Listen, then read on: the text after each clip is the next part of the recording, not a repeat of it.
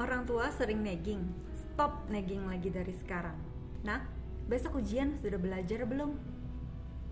Belajarnya sudah sampai mana? Tadi kamu udah belajar belum? Nak, ini udah sore, kamu udah mandi belum? Ayo mandi. Kapan kamu mau mandi? Kamar sudah diberesin belum? Ayo beresin kamar. Sudah bosan belum ngomong seperti itu terus berulang-ulang setiap hari? Sedangkan anak tidak menunjukkan tanda-tanda bahwa dia bisa melakukannya tanpa harus diingatkan. Kalau Anda melakukan ini terus, namanya nagging. Anak tidak belajar bertanggung jawab tetapi menjadi dependent. Dia tergantung dengan instruksi-instruksi dan reminder-reminder Anda yang terus-menerus.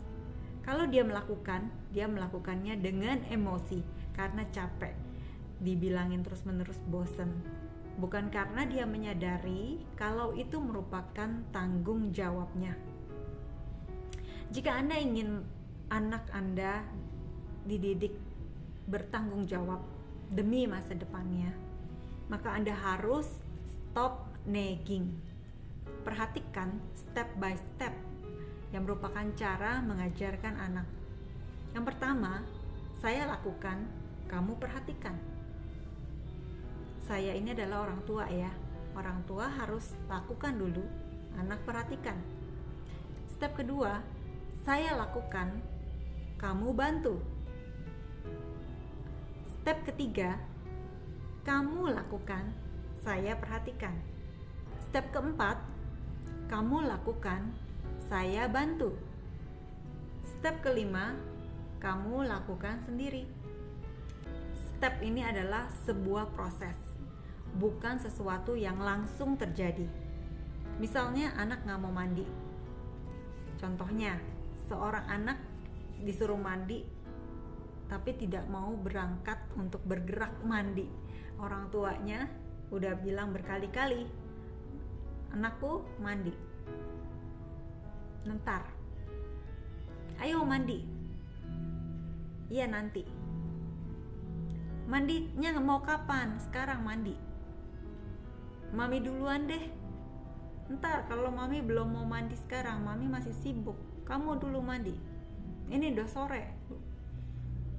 Anaknya bilang, iya nanti, aku juga masih sibuk, masih bikin PR.